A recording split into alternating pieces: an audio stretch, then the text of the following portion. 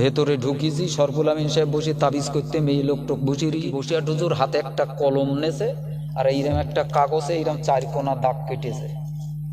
দাগ কেটে তার মধ্যে লিখতেছে আমিনিয়া মাদ্রাসার প্রতিষ্ঠাতা আমি বলে নিচে আমার হাতে কলম দিয়ে বলতে কেন সই করো। একজন চোরের চুরিটা ধরতে পারে যে খুব পাকা চোর হয়, একজন আলেমের কূট কৌশল চালটাকে ধরতে পারে আর একদল আলেমেরা, সাধারণ মানুষ ধরতে পারে না। বলো, ডাক্তারের চুরি মেটে খাটে খাওয়া জনগণ কিন্তু ধরতে পারে না। ডাক্তারের কলমের খেচা খচা চুরিটাকে ধরতে গেলে আর একজন ডাক্তার দরকার। কথা বলেন ঠিক না বেঠিক? এজন্য আমি আপনাদেরকে ক্ষতি করার নিয়ত যাররা পরিমাণ নেই বা আল্লাহ সাক্ষী, খালিস অন্তর নিয়ে তবে দুটো সত্য কথা বলতে হবে। আর সত্য কথা মাঝে মাঝে মাঝে মাঝে তিতো স্বরূপ, এটা আমি বলি নে, অনেক বিজ্ঞজনেরা বলতেছে। আল হাক্কু মুরগুন, সত্য কথা কেমন বাপ? তিতো লাগে, মিষ্টি লাগে না।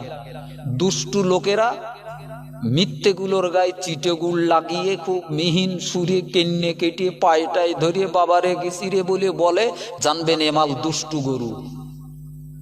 হক কথা যারা বলবে তারা স্পষ্ট বলে দেবে বাপ, কারুর পরোয়া করবে না। বসিরহাট হুজুরের নামে জলসা দিয়েছেন, জানেন কেমন আলেম ছিলেন তিনি? আল্লাহ আল্লাহ। এই মুহূর্তে সিংহেরাটি পশ্চিম পাড়ার মাহফিলের সবাবগুলো বসিরহাটের মাওলানাবাগের জমিন ধন্য করে সোয়া আমার আপনার পীর মুর্শিদ আল্লামা রুহুল আমিন রহমাতুল্লাহ আলাইহির কবরে পৌঁছে দেন। জোরে বলুন। আমরা তারা অনেকেই চোখে দেখিনি বাপ, দেখেছেন? চোখে দেখেন আল্লাহ না, অনেকে জিয়ারাতেও দেখতে পায়, পায় না? পায় না। আমার লেখা কালের কলমে আল্লামা নামক একটা বই বাজারে বেরিয়েছে, বইটা পড়ে নেবেন, ওতে অনেক তথ্য পাবেন। কালের কলমে আল্লামা। আমি তখন আমিনিয়া মাদ্রাসাতে একটু গল্প সুরভ কথা বলবো, বসিরহাট হুজুরের স্মৃতিসভা তো আমি জানতাম না। এরা যদি আমার একটু আগে বলতো যে হুজুরের স্মৃতিসভা, এই গাড়ির থেকে নেমে তাই শুনলাম যে হুজুর কেবলার স্মৃতিসভা।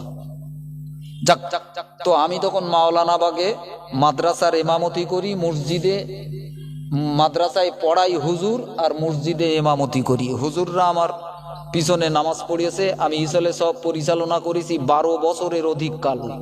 কত বছরের বলেন? 12 বছরের অধিক কাল। যা আশপাশের কোনো মৌলবি করিনি, বসিরহাট হুজুরের দরবারে গোলামি করে বেরিয়েছি বাপ, বিনা পয়সা ইমামতি করেছি 12 বছর আমি নিজে, আপনারাও অনেকে সাক্ষী, আশপাশের মানুষও জানে। তো আমি মাদ্রাসায় পড়াতাম বাপ।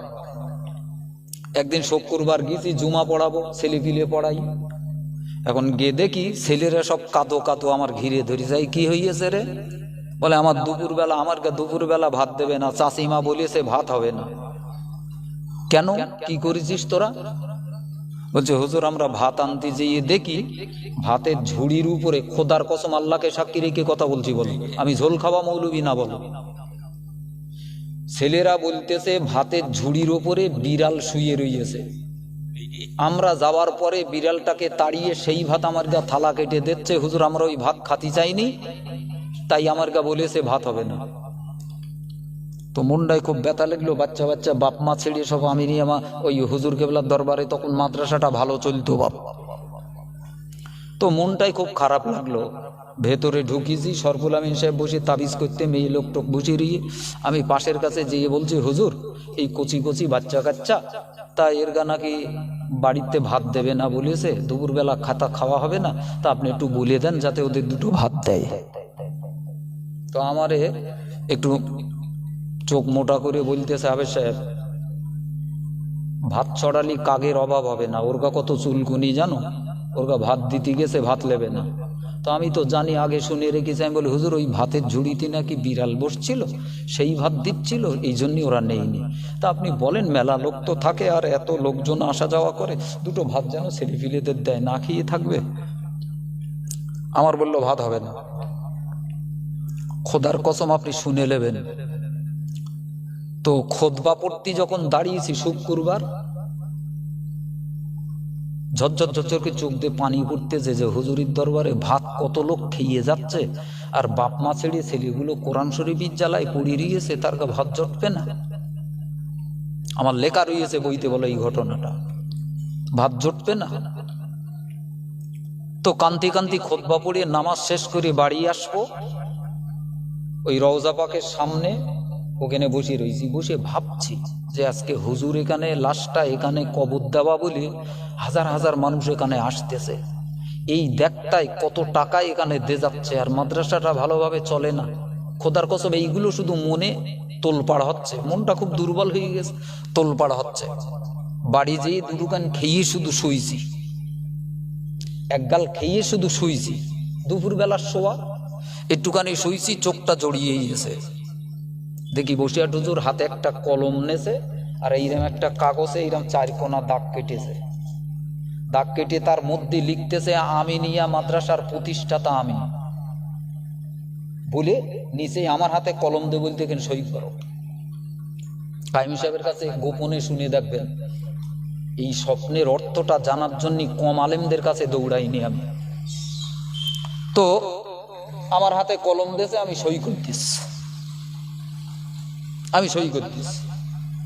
সই করে দেওয়ার সাথে সাথে আমার ঘুমটা ভেঙে গেছে, যে হুজুর কেবলা এই অবস্থায় আমাকে সই নিল কেন। এখনো দরবারে হুজুরদের জিজ্ঞেস করে দেখবেন যে এইরকম একটা স্বপ্ন দেখলো। তো অনেক আলেমরা আমাকে পরামর্শ দিল, দেখো মাওলানা বাগের দরবারে তার লাশটা শোয়া থাকলেও তার নজর আছে আমিনিয়ার দিকে। জোরে বলুন, আরো জোরে বলেন। কারণ টারণ অত ভিতরের কথা কে কি বলিল অত বলতে চাচ্ছি না, ফিতনার জন্য।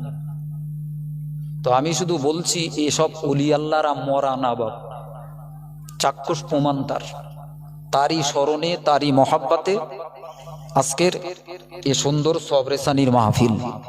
আমার আব্বাজানের কাছে শোনা বাপ, ভবানীপুরের আলহাজ হজরত মাওলানা মোহাম্মদ আলী রহমাতুল্লাহ আলাই, আল্লামা দরগাপুরের সঙ্গে যিনি জলসা করেছেন সারা বাংলায়, তার কাছে শোনা হুজুর আল্লামা রুহুল আমিন রহমাতুল্লাহ আলাইহিকে মানুষ যদি একবার দেখতো, ভালো মানুষ তো দূরে থাক, ভদ্রলোক বলে তো দূরে থাক, ফকির বলেও মেনে নিত না বাবা।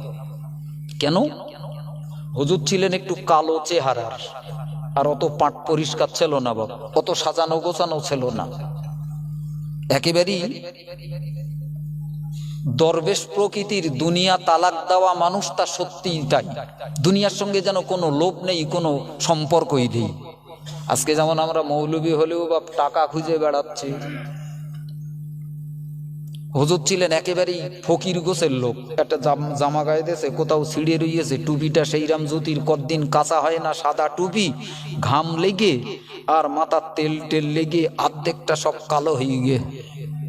পেছনের জামাটা গায়ে দিয়েছে ইস্ত্রি করা, সাবান ভালো দেওয়া হয় না, বা গুটিয়ে গুটিয়ে কোমর পর্যন্ত উঠে গেছে।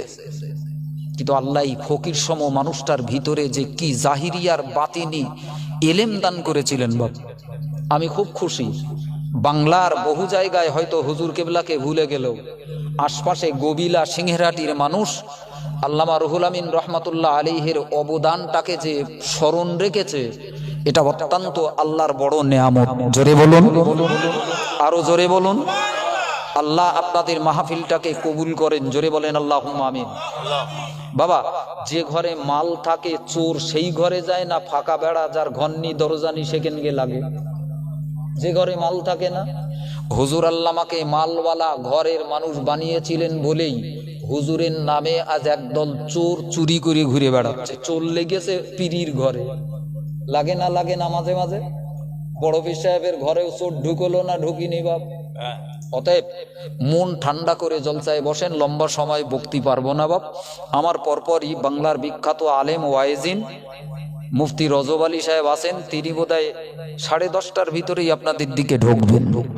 আমি সেই পর্যন্ত, তারা আসার আগ পর্যন্ত আমি অনুরোধ করব, যারা রাস্তাঘাটে এদিকে ওদিকে, অসংখ্য ভাইরা এ সুন্দর প্যান্ডেলে এসে আবার জমা হচ্ছেন, অনেক মানুষ এসে বসেছেন।